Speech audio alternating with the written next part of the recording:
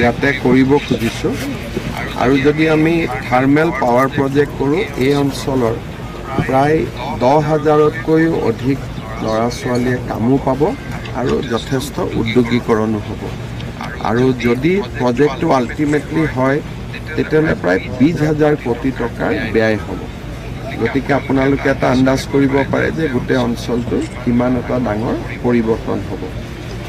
এতিয়ালৈকে বহুত আগবঢ়া নাই এটা প্ৰাৰম্ভিক পৰ্যায়তে আমি আছোঁ মই এবাৰ মাটিখিনি চাই গ'লোঁ যাতে আমি কামখিনি আগবঢ়াব পাৰোঁ স্যাৰ প্ৰশাসনিক সেৱাত কিবা সাল সলনি কৰা হৈছে নেকি প্ৰশাসনিক সেৱা মানে প্ৰশাসনিক বিষয়ৰ কিবা মইতো নাজানো 10খন সমজিলাক লৈ নতুনকৈ কিবা 10খন সমজিলা 15 আগষ্টৰ আগতে হ'ব এইবাৰ আৰু 10খন সমজিলাত 15 আগষ্টত পতাকা উঠিব কোনখন তালিকাখন আছে মোৰ ফটক কৰি মনত নাই আপোনালোকে চাই লওক আৰু কিবা নতুন কিবা পদক্ষেপ বাকী আৰু পঞ্চায়তৰ ইলেকশ্যন গ'ল যেহেতু 78খন সমজিলাৰ কথা এটা লাহে লাহে হৈ থাকিব এটা কাৰণ একেলগে কৰিবৰ কাৰণেতো আমাৰ ইমান বিষয়া নাই গতিকে এটা এটাকৈ আমি কৰি গৈ আছোঁ প্ৰত্যেক বছৰে 5খন 6খন 10খন এনেকৈ গতিকে পঞ্চায়ত নিৰ্বাচনলৈ কিমান সুখী হ'বলগীয়াতো একো নাই গোটেই অসমত চবফালে বিজেপিয়ে হৈ আছে গতিকে আৰু অসুখী কি হ'ব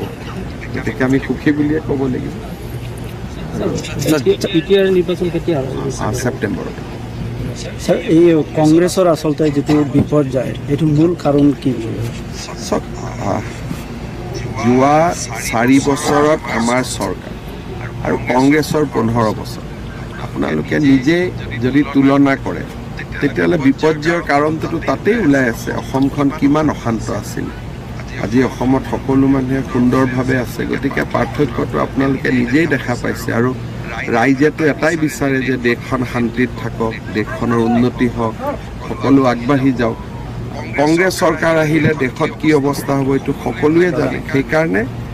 আমাৰ গাঁৱৰ এজন হোজা মানুহো ৰাজনৈতিকভাৱে পৰিপক্ক তেওঁলোকে পলিটিকেলি মেচিয়ৰ কাক ভোট দিব লাগে তেওঁলোকে জানে আৰু সেইকাৰণে নিৰ্বাচনত আমি খুব ভাল কৰি জিকিছোঁ প্ৰাক্তন সাংসদ আব্দুল খালেকে ইতিমধ্যে ৰেহাই পাব মানুহৰ লগত আলোচনা কৰিয়ে কৰিম কোনোবা জেগাত কবৰস্থান আছে কোনোবা জেগাত মানুহ বহি আছে তেওঁলোকক আমি বেলেগ জেগাত মাতি দিম কাৰো লগত কাজিয়া পেচাল কৰি নহয় পুনৰ সংস্থাপন দিয়া না ইয়াতে কিছুমান মানুহৰ ভিতৰত মাটি আছে মেদি মাটি আছে তেওঁলোকক আমি লেণ্ড একুইজিশ্যনৰ খৰচো দিব পাৰোঁ নহ'লে আন বিলাচীপাৰাটো আমাৰ মাটি থোৱা আছে তাতো বহাব পাৰোঁ নহ'লে ইয়াৰ কাষতো বহাব পাৰোঁ গতিকে কোনো মানুহক অশান্তি কৰা নহয় আমি সুন্দৰভাৱে মানে ডিষ্ট্ৰিক্ট মই কৈছোঁ যে কাৰো ওপৰত অশান্তি কৰি নহয় আলাপ আলোচনা কৰি ভিতৰত বেছি ঘৰ মানুহ নাই যিখিনি আছে আমি জেগাই জেগাই বহাই দিম আৰু এনেও এখন ভিজিআৰ আছিল আচলতে বহিব নালাগিছিল আপুনি আপোনাৰ দৰেই ইতিমধ্যে ইনভেষ্টমেণ্ট কৰিব বুলি কৈছে আৰু গোটেই অসমতে আৰু কিবা মই এটাই কথা কওঁ যে ধুবুৰী জিলাত বিশেষকৈ চাপৰত এই যদি পাৱাৰ প্লাণ্ট আহে জাগিৰোডত টাটাই যি আনিছে এইটো 27,000 কোটি টকা চাপৰত যদি পাৱাৰ প্লেণ্ট আনে সেইটো হ'ব 20,000 কোটি টকা তাৰমানে আপোনালোকে এটা আন্দাজ কৰিব পাৰে যে ইয়াত কিমান নিবনুৱা ল'ৰা ছোৱালীয়ে কনষ্ট্ৰাকশ্যন ফেজত 25,000 মানুহ লাগিব আৰু তাৰপিছত চাকৰি হিচাপে 8-10,000 মানুহ গতিকে গোটেই চাপৰখনৰ এটা ডাঙৰ পৰিৱৰ্তন হৈ যাব আৰু সেইকাৰণে মই ভাবিম যে ৰাইজে সকলোৱে সহযোগিতাও কৰিব লাগে আৰু চৰকাৰক সহায় কৰিব লাগে যেনেকৈ জাগিৰোডত আমাক সকলোৱে সহায় কৰিলে ইয়াতো সহায় কৰিব লাগে ধুনীয়াকৈ যাতে আমি আগবাঢ়িব প্ৰাক্তন সাংসদ আব্দুল খালেক ডাঙৰীয়াই যোৱাকালি মন্তব্য কৰিছে যে হিন্দু বেল্টক লৈ যদি ৰাজনীতি নকৰে তেনেহ'লে কংগ্ৰেছে মইতো ক'ম যে হিন্দু নাপাব 2 দিন পিছত মুছলমানো নাপাব এইবাৰ আমি 100% মুছলমান থকা 8টা জিলা পৰিষদ চিট জিকিছোঁ 100 বুলি ক'লে ধৰক 90 বুলি ক'ব পাৰে 100 বুলিয়ে কৈছোঁ তেনেকুৱা জিলা পৰিষদ আমি 8টা জিকিছোঁ গতিকে না হিন্দু থাকিব না মুছলমান থাকিব না খ্ৰীষ্টিয়ান থাকিব কাৰণ সকলোৱে কাম বিচাৰে সকলোৱে জানে যে কংগ্ৰেছে বিধানসভাত ধমকি দি থাকে অৰুণোদয় বন্ধ কৰিব এতিয়া কোনে বিচাৰে যে নিজৰ অৰুণোদয়টো বন্ধ হৈ যাওক সেই হিন্দুৱেও নিবিচাৰে মুছলমানেও নিবিচাৰে গতিকে এতিয়া যি দেখিছে সেইটোতো জাষ্ট আৰম্ভণি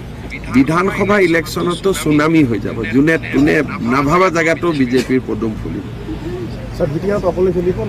বিটিআৰত আমি আজি আমাৰ গধূলি মিটিং আছে কিন্তু আমি অকলে খেলিম কিন্তু আমি যিমান সিটত আমি পাৰো সিমান সিটতহে খেলিম আমি য'তে ত'তে নেখেলো য'ত আমাৰ শক্তি নাই তাতে আমি নেখেলো গতিকে যিমান সিটত আমাৰ শক্তি আছে সিমান সিটত আমি প্ৰতিদ্বন্দ্বিতা কৰিম গতিকে যোৱাবাৰ আমি 25টাত কৰিছিলোঁ এইবাৰ কিমান কৰোঁ আমি চাই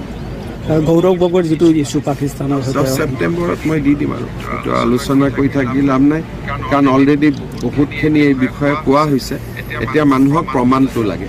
গতিকে প্ৰমাণ দিয়াটো মোৰ দায়িত্ব বাকী আৰু একেটা কথাকে কৈ থাকি লাভ নাই আমি প্ৰমাণ 10 ছেপ্টেম্বৰৰ আগতে ৰাইজক দিম